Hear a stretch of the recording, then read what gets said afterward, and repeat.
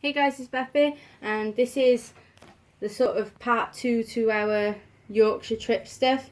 So, as I said, if you watch my car boot video, this is a pickups video from two different things we did when we were up in Yorkshire. We've been away for 5 days, so we went to a retro store in York called Sawtham's, or that's what we know it as. And we also went to a gaming event in Hull,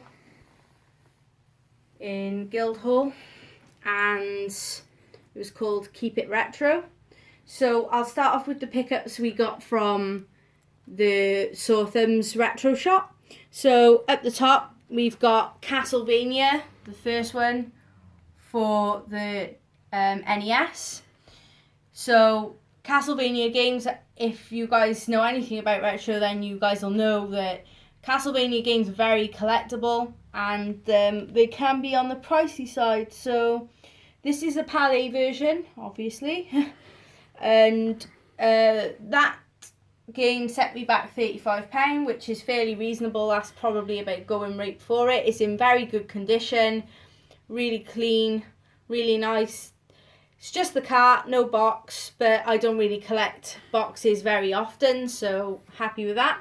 Next to it, we've got an Atari 2600 game, which is Joust. Really love Joust. I've been wanting it for my Atari ever since I got the Atari. That's one of the main reasons I bought an Atari, was to play that game. I finally got that. That was £4, not bad at all. You'll find that most Atari 2600 games are fairly cheap anyway. Some can be pricey, but they're usually pretty cheap.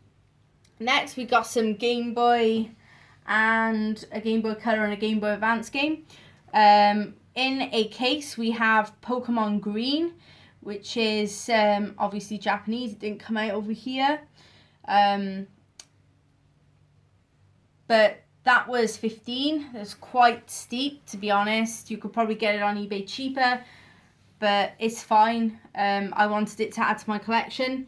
Then we got Metroid 2. That one's Return of Samus. So that was 12, I think, which isn't too bad. Then we got Wario Land 3 for the Game Boy Color. We've been looking for Wario Land 3 and 4 for a while now, so we got Wario Land 3, and that was £4, I think. Yeah. And then we got Spyro Adventure, which was £5. Love Spyro games, so I'll get a Spyro game at any given opportunity I have. Then we got Sonic Jam for the Sega Saturn. Can't go wrong with Sonic games. I needed more games for my Sega Saturn collection, and I couldn't decide what one I wanted. And I decided you can't really go far wrong with Sonic. So that was 12, I think. Then we got a GameCube game that I've been after for a while, and we finally managed to get it. Lost Kingdoms. That was 10, which isn't too bad. And then we got a SNES game, which is Kirby's Dream Course. We've been after that one for a while as well. That is literally mint condition, and that was the most expensive pickup we got in Sawtham's. That was, oh no, it wasn't. It was the second after Castlevania. That was 23, I think. So that was quite steep as well, but worth it because we wanted that game, and it is mint condition, as is Castlevania. You can guarantee that anything you get from that store is going to be in pretty good condition. So there we go. Next is the Keep It Retro pickups. Now, I really wish that I had more money, because this event was literally awesome. Two of the guys selling there, literally, they were selling stuff under eBay prices, which was really nice. Usually you go to these kind of events and they sometimes bump up these prices and make you pay out a lot of money for stuff, and that can really suck. But these two guys were really nice. If you bought a few games off them, they would knock money off for you. So starting off, we got a whole load of GameCube games, which is pretty damn awesome. We got Bloody Roar Primal Fury, Eternal Darkness, which Sanity's Requiem, which we've been after for a while. Then Mario Golf Toadstool Tour, Metroid Prime, and Metroid Prime 2 Echoes. If you watch my car boot video, you'll also see that I actually managed to get the third game in that series, which was awesome. So now I've completed that series. Then there's Super Mario Sunshine on the end. Now, usually these games would be pretty damn pricey on eBay, and I got some really good deals, guys. Bloody Roar and Eternal Darkness, I picked those two up first, and I think I got both of them. I'm trying to remember the price. Can you remember? I thought it was the whole lot for 30. No. Oh, there must have been 15 then. Huh? 15 for those two. Yeah. Yeah, that's right. It'd be about 15, which is really good, because I believe Eternal Darkness is worth at least 20, if not £25 on eBay. So to get both of them for 15 is pretty good. Then I got Mario Golf, Metroid Prime 1 and 2, and then Super Mario Sunshine.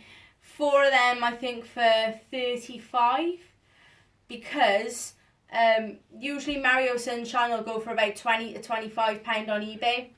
Metroid Prime 1s usually goes for around £8, and the second Metroid usually goes for 12.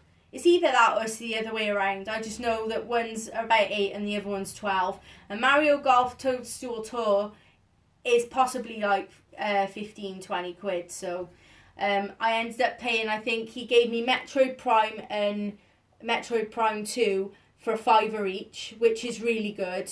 Then I think Super Mario Sunshine was 20. It's 15. 15, and then 10 for Mario Golf. So they were really reasonable prices. Couldn't really say no. They were all really good games as well. So below it, I was dying to get this. It is a shame about the condition. It has got a lot of colouring on it, and what I mean by colouring is obviously where it starts to yellow, and it's not the best condition that you will find it, but it's alright as long as it plays. That's all that concerns me. So that's Super Castlevania 4 for the SNES, and again PAL version.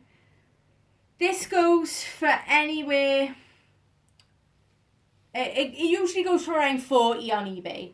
He had it priced up at 35, and obviously the condition's terrible, and you can get quite a nice copy for 40. So he bumped it down to 30 for me, so 30's not bad at all. I was quite happy with that, not bad. Below it we've got Wario Land 4 for the Game Boy Advance, boxed. But we got that at the same stall as the game next to it, which is Klonoa,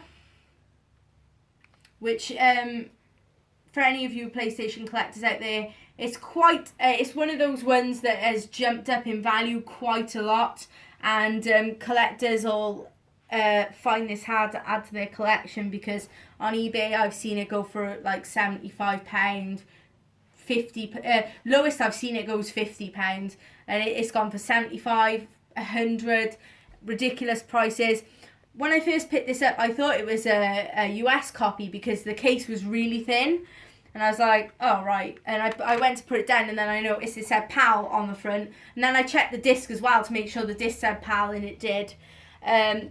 Disc is a little bit scratched, but it should work. So I ended up paying $30 for Klonoa, and Wario Land 4 was supposed to be 10. 10, but we got it for 8 because we bought Klonoa, so they cut the price a bit. So it ended up 38 for both of those. Then I got 2 NES games, Teenage Mutant Hero Turtles and Excite Bike. They both come with dust covers as well, which is always nice. And I think Excite Bike's got the manual. Yeah. Teenage Mutant Hero Turtles doesn't, but it doesn't really matter. The guy basically said, make me an offer on both of them, which is always awkward because you don't really want to give a pathetic price, because that's just, it's not very nice to do that. But we had a quick look on eBay just to see the kind of going rate, and Jay turned around to me and said they're both worth around £10, somewhere around there. So I offered him 16 for both. I probably could have got away with a bit cheaper, but still 16 for both of those is not bad. So that's all the pickups from the two kind of things we did up in Yorkshire. So they're the sore thumbs, and then the other ones are the Keep It Retro event. So it was really good, but that Keep It Retro event was really good. I wish I had more money. I would have come away with a hell of a lot more stuff. So that's about it. Thanks again for watching, guys. Take care and see you on the next video.